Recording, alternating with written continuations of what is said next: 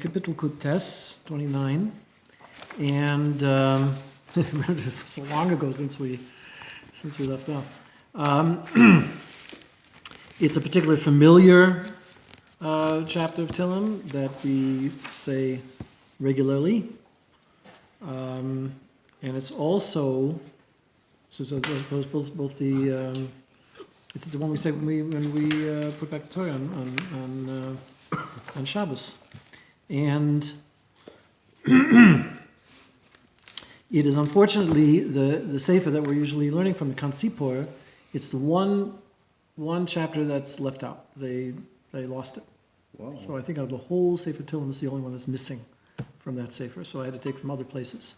So I mainly took from the Alshich, Kudush, and a few other places, and it's got some really, really basic stuff. So let's try to figure it out. Okay, so it's basically divided into, we could say three parts. The first part is the first two Pesukim, which is, we talked about that, it has this repeated three times, Havu Hashem. Havu Hashem, give to Hashem. Okay, that's repeated three times. Havu Hashem b'nei Elim, Havu Hashem kavod v'oiz, and Havu Hashem kavod shemoy. Shtach Hashem v'oiz kodesh. That's like one section. It's like an introduction in a sense.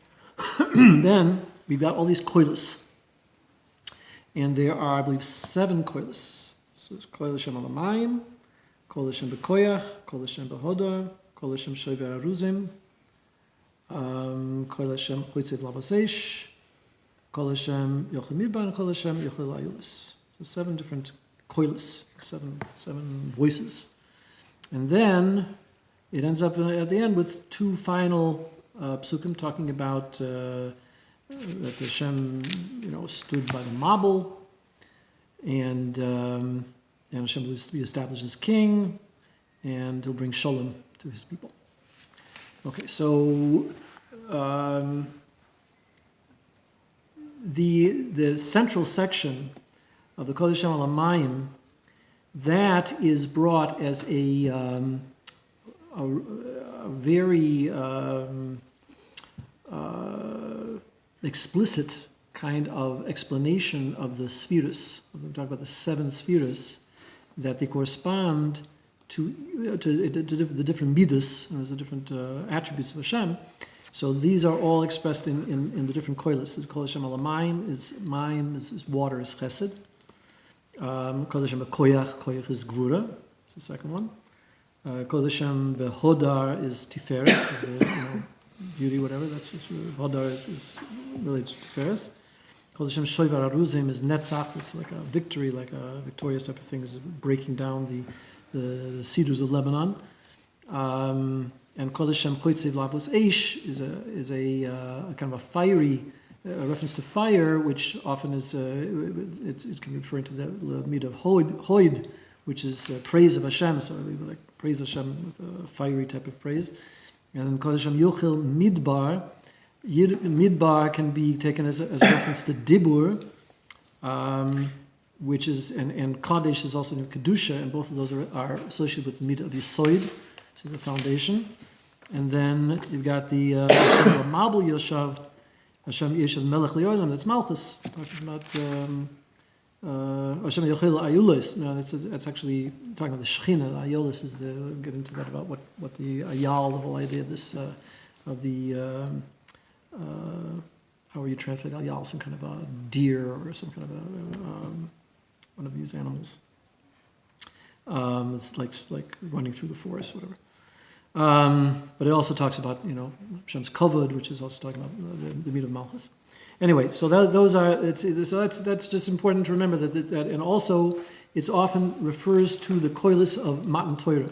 That there was that by Har Sinai there was a tremendous, it was very tumultuous. It was a very dramatic scene, and we heard the voice of Hashem. So this is an expression of how Hashem's voice was expressed through all of these different all of these different aspects that are going on through all of the spheres, all the midas, and through all these different types of things that Hashem is, aspects of Hashem that were revealed to us on our Sinai, that in a very dramatic way that didn't happen any other time in history. Okay, so let's start at the beginning. Now, Mizbah David Hoved Hashem B'nai Elim. Okay, so B'nai Elim is usually talking about the Avos, talking about Avraham, Yitzchak, Yaakov, because we are considered to be the B'nai Elim, which is the sons of the Elim are the strong. They're like on the level of like a higher type of a being in a sense. The Elim are the ones that are very powerful. Elim is the word Elohim is also from the word associated with the word Elim. So powerful and kadosh or not kadosh? Powerful and kadosh or just powerful? Kedusha is not specifically, I don't think it's specifically referred to by the word Elim. Elim is more an idea of strength, but it's an idea of very powerful people, and it's also referred to the malachim, to the angels are also referred to as Elim. So the Alshich compares the idea of the avos to the malachim, and we talk about it's very often talked about in Chazal, a comparison between the malachim and the avos. The avos being kind of the model; they're like the top thing that we aspire to, the highest level that we could attain. So when we compare, our potential, so that can be compared to the malachim and what their function is. There's a very big vikiyach, there's an argument in some of the Kabbalim about, and philosophers, Jewish philosophers saying, philosophers in general, but there's, we talk about a hierarchy in the creation, right? So the malachim preceded man in terms of creation, and there's always been a kind of a competition between the status of the malachim and our status as Yidden. There was always they go into this in great depth, but there's always been kind of a jealousy, and we know when Hashem said, let us make man, it was this idea of, it was an idea of invoking the Beis Din Shalmala, to get the malachim together, to be masculine, to agree to the creation of man, because it kind of upset the balance of power. In fact, actually, Hashem's taina was that if I don't create man in the tachtoinim, in the lower domain, then there will be an imbalance of power, because he said I have Hashem created the upper worlds and the lower world. So if I've got a representation, something that represents me or is similar to me in some ways in the upper worlds, meaning the malachim, and I don't have it in the lower worlds, then it's going to be an imbalance. So I have to put man there in order to have something similar to me, a tzelem Elohim also in the lower worlds. Because just as the malachim have seichel, they have attributes of Hashem, and there is representation in the higher world, so he has to have something in the lower worlds that balances that. But at the same time, is a question of who really has the upper hand and who is on a higher level. So a lot of the philosophers wanted to say that the malachim are on a higher level in a sense, because they can certainly are in a position to understand things on a higher level. They're not limited by a physical body that's holding them back in terms of how much they can experience. I mean, they don't have physical, our information, how we gather information and data on which to make decisions, which to base our knowledge on, is based on what we get through our physical senses. And the angels don't have physical, and the fact that our senses are physical limits them to a great extent. They can't perceive things, right? Limits us. We can't perceive things on a higher level than they should be. There have been examples of these after near-death experiences or after-death experiences where people went out of their bodies and they were able to see things that they couldn't see. Like this woman was blind from birth, and she had this. They actually virtually killed her. I mean, they took away all of her brain activity. And they are actually monitoring this, in the hospital, I believe was a story. And she was all of a sudden able to see when she wasn't able to see through her physical eyes. When she came back into her body again, then she again was limited by her physical eyes. But the fact that she was outside of her physical eyes, she was able to, the aspect of sight in its pure form was able to see things that she couldn't see otherwise. So we know that they talk about the choize of Lublin. Yeah. There's all the seer of Lublin. Why was he called the choize? Besides choize being a person with Ruach HaKodesh, but he was virtually blind, and he could, and he was able to physically describe people, exactly what they looked like and exactly where people were in different areas of the world, through this extra sight that he had, which was not a physical sight. So obviously the angels are able to perceive things on a much higher level because they're not limited by the body. On the other hand, we have aspects that put us on a higher level than the Malachim. Besides the fact that, of course, we have the Yetzer Hara, and therefore there was a big, controversy, let's say, when Hashem decided to give the Torah to the Yidden, whether he should give it to the Malachim, said that they wanted it, and he was this thing that Hashem created the world with, and was saved for so much time, for thousands of years, and it was the greatest treasure that he has to give, and they felt to give this to people, Yetzer Hara, and everything is just going to bring Chilul Hashem. It's going to cause Hashem to be disgraced, as opposed to leading to the kind of to fulfilling the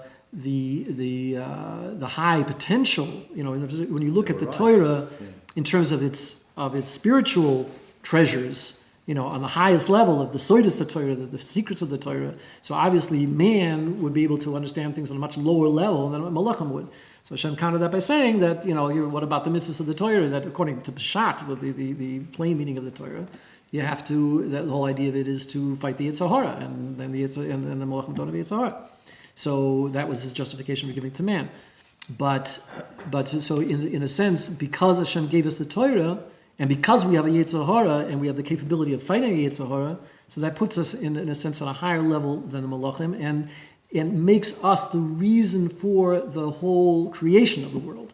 In other words, Hashem doesn't need, it's no big deal for Hashem to create being on an extremely high level that can perceive on a very high level and can has virtually unlimited potential and can be flying here and flying there and be in a million places at the same time and have this limitless perfect creature. That's not a big deal for Hashem. But what Hashem was much more interested in, and what Hashem gets nachas from, and gets a pleasure from, is seeing how we cope with the challenges that we have in this world, that He's not controlling our behavior. And we're not simply not. I personally don't think it's fair to call an angel a robot because he doesn't have a Yetzer Hara, any more than I don't think it's fair to call an animal a robot.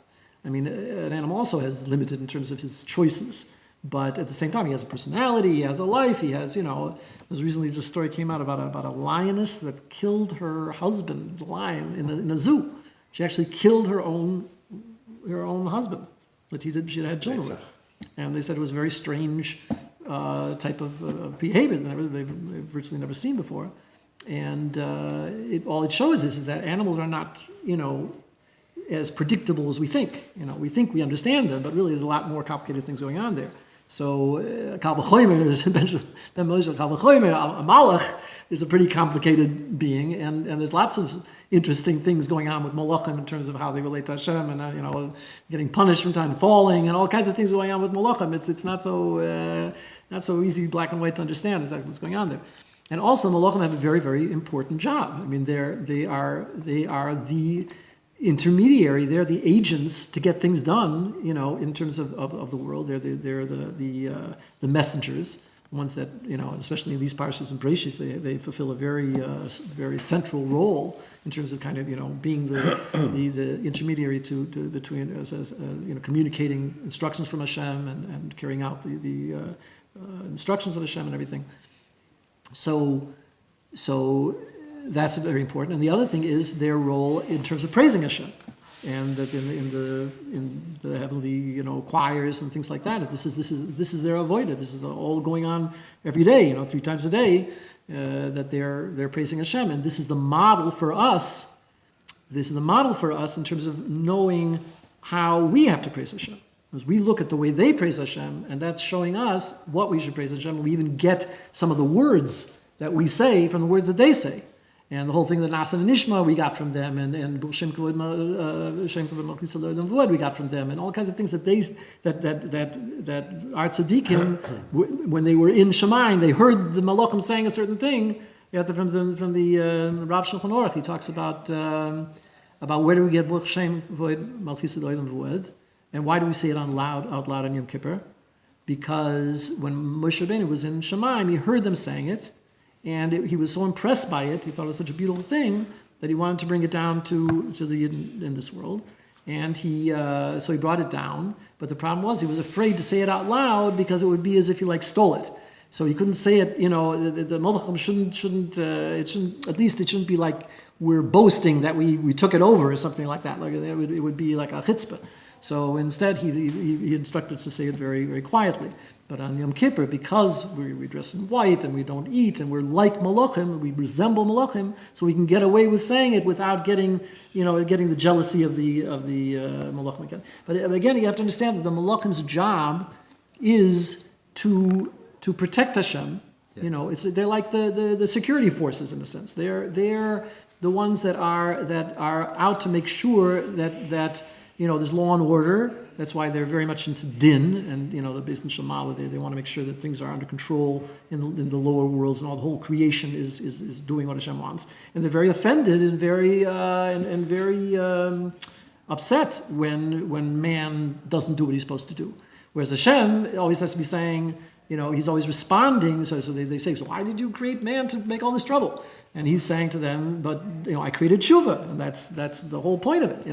What they don't realize is that they are created just for us, just because of us. In other words, the world was created for us, and everything in the world was created to serve us.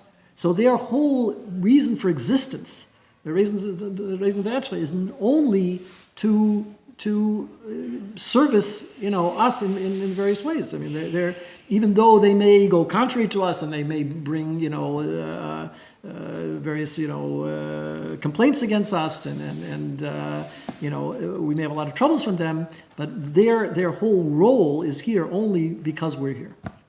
So that's the main thing that we can say that that we trump them in a sense. We take precedence over them because we are the whole reason why they're here. So that even though they may be much more powerful and much more and know a lot of stuff that we don't know, but in terms of why they're here, that's the only reason they're here. The Alshich also brings down that there's another difference is that there's a couple other differences. One difference is that we are able to do certain types of miracles that they can't do. It was like Shemesh Begivan Doim, something like that she had told the sun to stop. That was something that that turned over the whole laws of creation. That's not something that a Malach can do. A Malach can't. It's commanded by Hashem? Huh? It's tzivui from Hashem? Apparently, that's not the type of tzivui that Hashem would ask them to carry out, because maybe that's beyond their capability. It was that type of a thing, something that only a person could do.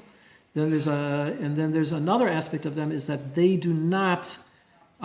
Each one of them has its own midah. Each one has his own characteristic. That one is the midah of Chesed, and one's the midah of Gvura. You've got Michwel and Gavriel is Gevura, and Uriel is I think Tiferes, whatever. Each one represents its own midah. Whereas a person is capable of combining several midah together. And we're like so they're a very simple, much more simple kind of a Metzias that's more like one track mind kind of thing. And we see that each Malach does his own shlichus, like we see in this parsha.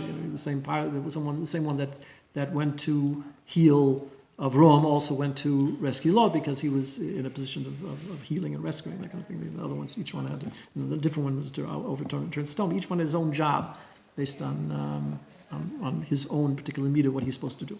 So anyway, so it says Hori Lashem b'nei Elim. So David HaMelech is saying, what can we give Hashem? In other words, you think of Malach, so he can give praise to Hashem because he's so powerful and he's so great and he's so perfect and he can sing. They have the heavenly choirs and everything, and it's so beautiful and all this stuff. So he can really give to Hashem. But what us little guys down here? What do we have to give to Hashem?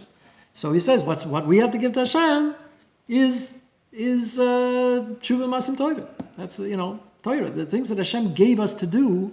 That's our job to serve Hashem, and really in the end, Hashem gets more nachas from those things that we do with the limited capabilities we have than what he gets over what he gets from the malachim. So that's hoved Hashem kavod ois. We have to give Hashem this kavod, and ois is the Torah, and kavod is kavod shemaim by serving Hashem and by showing that Hashem exists in this lower world, which seems to be where Hashem has made himself invisible to a large extent, except for if we're looking for him. So if we make Hashem obvious in this world, then that's giving Hashem kavod. And hoved Hashem kavod shemoi, it's really bringing down the Shekhinah, to make the Shekhinah obvious in this world. That's something that we can give Hashem. And ultimately, to the point where Hashem is totally revealed, and then we come to Yishtachal Gil Hashem, Ahadas Kodesh, which is the Beis HaMikdash. We can create in this world a Beis HaMikdash, which is a living testimony to Hashem, a dwelling place for Hashem, a place that Hashem can be in the world, which is something that Malach can't do. A Malach can barely survive in the world. He needs like special protection just even to come down to the world for a short time. Otherwise, he can't take it. It's like the whole environment is too much for him. So he loves women. What? He loves women.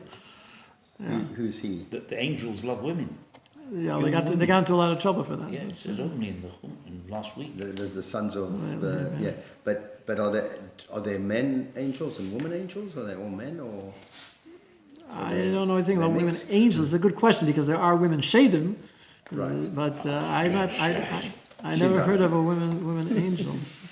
I don't think there are women angels, Taka. Good question. I don't. But are they the same where it says in that parsha they looked down and they saw the daughters were fair, and they came down? Were they malachim or they were like kochot? See there's different interpretations. Some unfortunately say that they were the powerful people. They were like the judges and the giborim. But there are definitely especially angels. Yeah, angels. Names them. There was a mixture going on, a mixing going on. Yeah. That wasn't supposed to be taken. That's what I'm saying. It's a very complicated thing to talk about. It's believed that the titans of the ancient world, like Apollo and Zeus and the other Giborim, were descendants of the union of a Moloch with a human female. Well, that's what, according to the Goyim, they talk about that. Yeah. That's why they say that Yashka was a very common type of myth, this idea of a union between a physical, woman and a But could spiritual they have been entity. aliens? Could they have just been other life forms from an alien existence in another galaxy? How? I mean, that's total speculation. I mean, that's not brought down anywhere. That would be from a different place. There is no references that I know of to. There is a whole, I think, religion that somebody made about that. Aliens or something like that.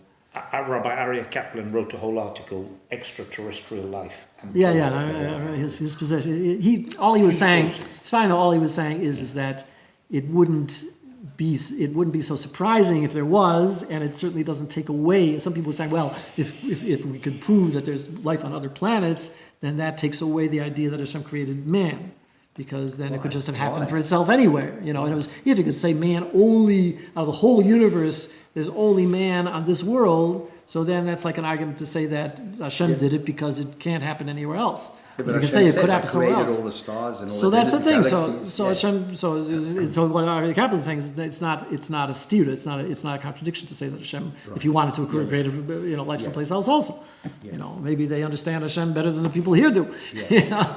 But whatever. Anyway, so I don't want to get too much sidetracked on that. But the point is here. What I'm saying is that these first few psukim are trying to show that we have a gift to give to Hashem that's on a higher level than what the Malachim have, and we shouldn't feel in any way inferior or intimidated by them, even though they are very powerful. You don't want to fool around with them. You don't want to start up with them. But David HaMelech was like traumatized for his whole life having seen an angel. It's very. He saw an angel. Thing. Yeah. When did he see? He's a Chabo Shlufo Yerushalayim. It was after the Maisa with the census that he took that he wasn't supposed to take, and then there was this malach of destruction that attacked Yerushalayim, and he actually saw the malach, and he was so traumatized by it that he was at this idea that when in his old age he was never able to be warm. He was like he could never feel warm. He was always cold.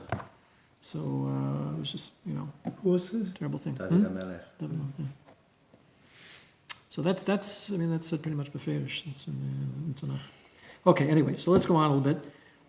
So, Kol Hashem al Hamayim.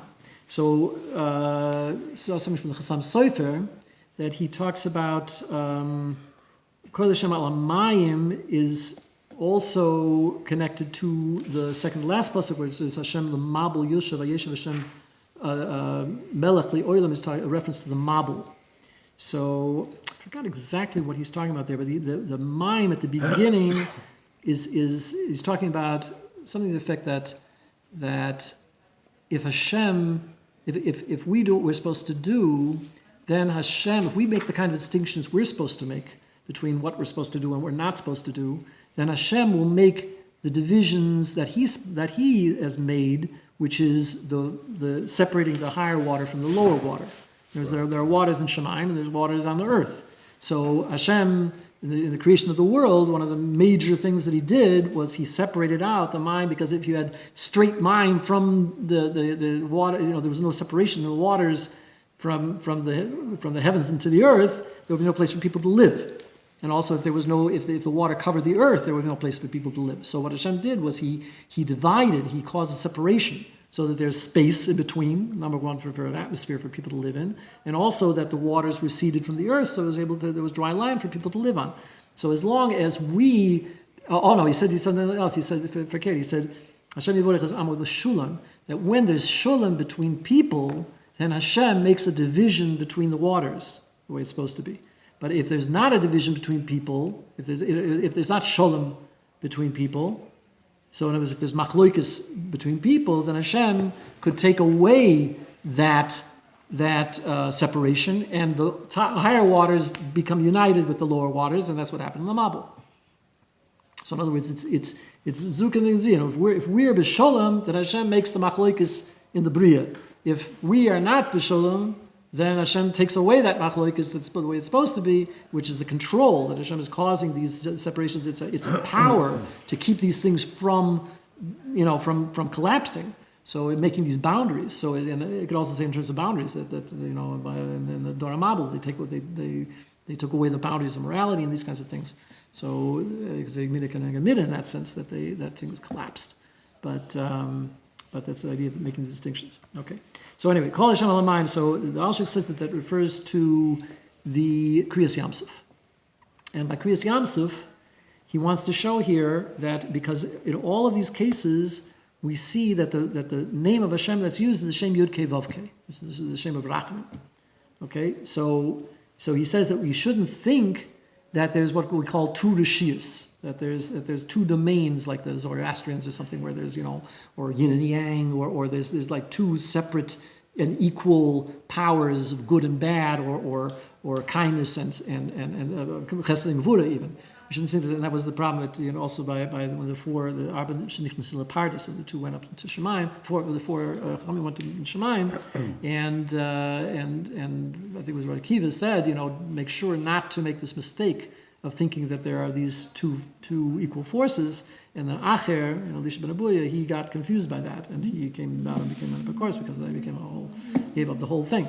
So the idea is that we have to know that everything is one. It's one unity, and it's all combined within that. So he says that you shouldn't think that that by Kriyas Yamsuf, that it was simply the idea of Gvura, because it was a very powerful thing. It shows Hashem's power to be able to create the Nes of Kriyas Yamsuf, because it's also, we use the name of Rachamim, which is the Shem Havaya.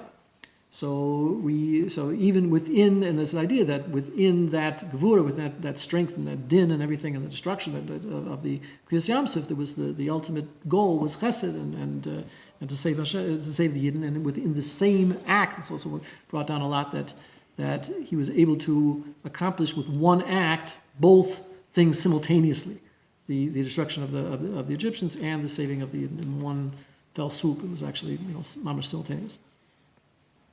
So that's Kol Hashem al Hamayim. So in Kol Hashem, the idea of Kol b'derech klal is that Hashem is speaking. Hashem is communicating with us, And Hashem communicates with us all the time, but we have to hear the voice. So when Hashem creates these events, and even if we don't hear specifically His voice talking to us like we did on Har Sinai, but it's as if He was talking to us, because He's communicating with us directly that He is here and who He is and some of His attributes by looking at what He does. So we always have to have our ear open to discern that voice through His midas. So every time we see that His midas being used, being demonstrated and manifested within the world, if it's the way Hashem, we say that somebody is saved from trouble, or saved from enemies, or any time that we see something which represents Hashem's kindness, or Hashem's mercy, or Hashem's power, or Hashem's beauty, the beauties of nature. All these things are all, we have to look at it as if Hashem is mamash talking to us and saying, I'm here, and this is what I have to show you, and this is what I'm sharing with you. It's an extremely essential perspective on the world. Hashem isn't just plunk us down here and say goodbye, and I'm here once in a while. If you really need me, I'll come and help you out. Hashem is constantly talking to us through the Bria, and through that, and through the way He created the world itself, and just watching, seeing His handiwork, and at the same time also in Hashkafa Pratis, how He interacts with the world, and He's constantly interacting with the world every moment. So there's a very interesting thing that there's a line that you can call. People call up to tell stories about Hashkafa Pratis in their lives, and fascinating things that come through there. Really, just amazing stories that really change people's lives, and it's so obvious that Hashem is involved. I mean, just an example quickly, that there was a story about a guy who was very recent. This happened like last year or whatever. So he was a Chassidish guy in Monroe, in the States, and he was an older bacher when he got married. He was like 25 or something, and he was hoping, he really looking forward to have children, right away. He thought, now I finally got married, now I'm going to have a kid, and now everything's going to be fine. And sure enough, he didn't have any children for a while, for like 4 or 5 years or something. So he was quite successful in business or whatever, but he just wasn't. He was really broken up about not having children. So before Rosh Hashanah last year or whatever, not this previous year, he went around to the Kvurim, and he was really asking, really pouring his heart out Hashem that, please, he wants to have a child so badly, and he was terribly broken up. And then right after Rosh Hashanah, there's a big yurtzeit in Monsey from the Ribnitzer. I don't know if you've heard of the Ribnitzer. It's a very big Baal Moifus. He just was tremendous number of miraculous things. Huh? Not Rimanov. No, not Rimanov. Ribnitz. So he was from Russia, and he came out after the war. But anyways, he was after, I don't know how many years ago, 10 years ago or something. Anyway, so he 14 years? 22 years ago, about that long ago? Right, it was before I left. Mid-noon. Right, you're right. I was in Monsey then, yeah. You're right. I was actually by the Levaya. But anyway, and I was here also this year. When I was there for the Yotzer also. There's a lot of people go. Now they have in that Beis HaChaim, there are 3 big tzaddikim right now, because there was a Skalener, and him, and now the Monsey Vision Rebbe passed away, so he's there also. So it's like the three big tzaddikim. Passed away on Erev? No, he was after Erev. But he was this past year. He was just yeah. But they put the actual yard site is when on Rosh Hashanah, the first day, the second day. No. I thought you said this is. No, the Ribnitzer is shortly after Yom Tov. Oh, okay. Yeah, after 6. So anyway, so this young man, he went to the Ribnitzer's kever for the yard site, and he said he really just cried like he never cried before, and he said, Hashem, show me if a sign, what if I did something wrong, if there's something I have to correct, if there's something holding it back, what I have to do, and he took on all kinds of things that he wasn't going to talk in shul, and he wasn't going to bring his phone into shul, and he was going to stay from the beginning down when he ended up, all these kinds of things that people take on.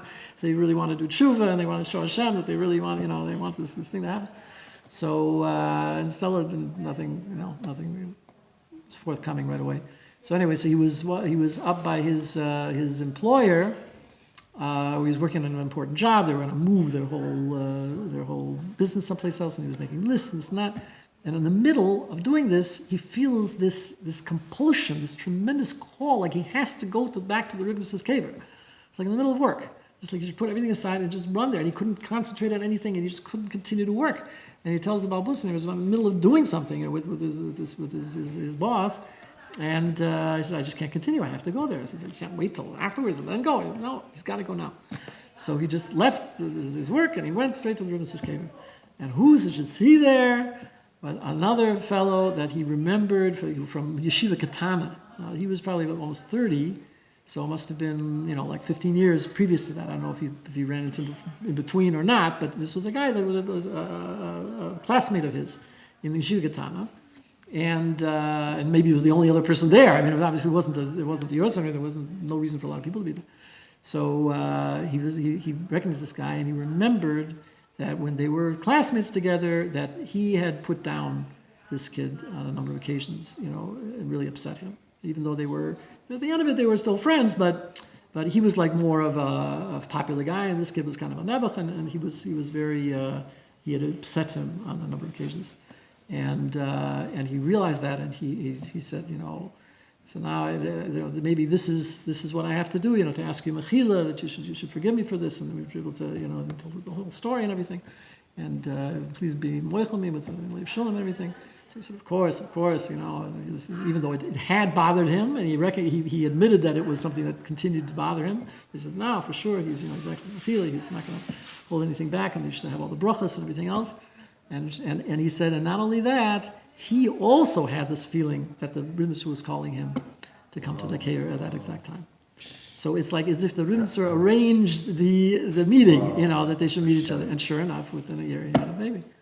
So there's a lot of stories about that, about people, recognizing later on that something that's holding back in their lives was due to having embarrassed somebody or assaulted someone, and then they want to become reconciled, and that is... So here again, this is, you say it's the Ribnitzer, the koyach of the Ribnitzer, but this is Hashem, this is Hashem behind the scenes working to bring people together, and every shidduch is like that, and every time a person has a yeshiva of any sort that just brings us to, and today this is so publicized, because every yard site that they want to make a whole big thing, Stefan Esther and this one and that one, they always bring a whole book of all the yeshivas that people have experienced. And you just see the tremendous shofar about this. So, anyway, so that's that's the idea of a koil b'derech klal. So koil Hashem. Call. What is word you use? The voice. Koil. Voice. Yeah. So this is kol Hashem. Call the voice of Hashem. So that's al hamayim. We see Hashem through his working on the Yam Suf, and then kol Hashem b'koyach. Forgot exactly which event that was talking about. Kol Hashem B'Hodar is talking about Mount Torah. We saw Hashem's presence in Mount Torah. Hashem Shoiver Aruzim.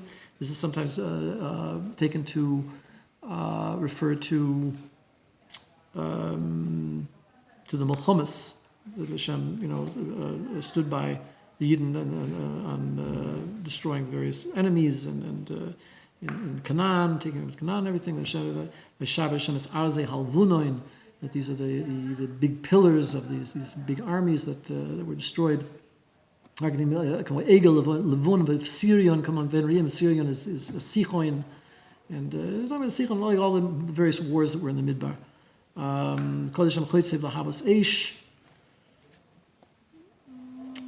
Each one he darshans out to be different, specific. Kol Hashem Yachid Midbar. Hashem stood by them in the Midbar, and Kol Hashem Ayulois. Now the Ayulois is referring to a specific medrash, which says that the Ayal is a female elk or something, one of these animals, and that she can't give birth until.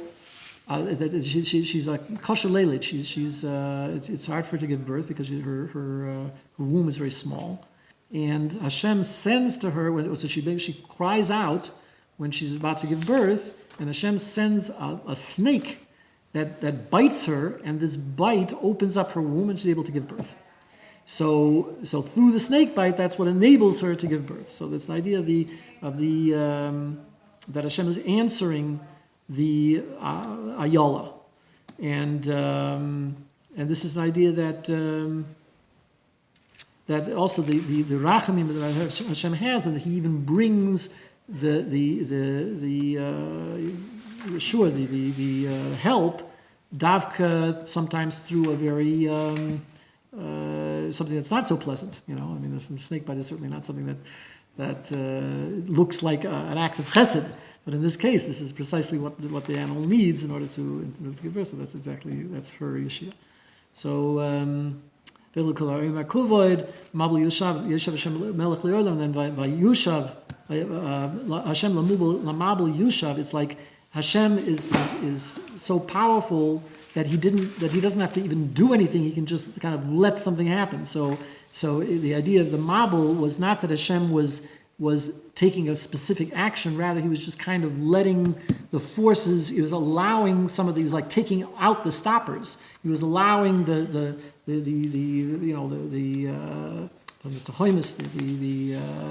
water should rise up from underneath the ground, and the water that was already in Shemaim should fall. And it was like he was just it's almost as if to say that when I don't make a specific. It was the fact that the world is in control is because Hashem is controlling it every second. And if Hashem is so-called, takes off his hashgacha and kind of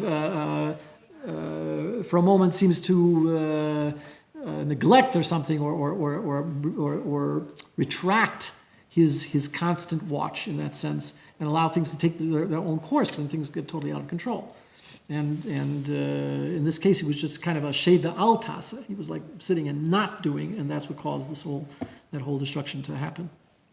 Also, he said something about that. That when Mashiach, we worry about various problems about what could hold back Mashiach. So we say that but the Umas Olam are so strong.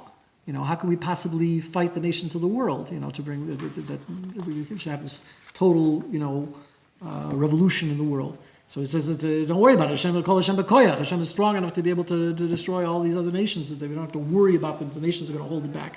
And another thing he said was that if it ends up that there's such a small number of people involved that are able to be Makabel Mashiach, such a tiny group. So he says Hashem Lamabel Yushav, that Hashem brought the Mabel and all you had was a handful of people in the whole world. It was only Noach was basically left.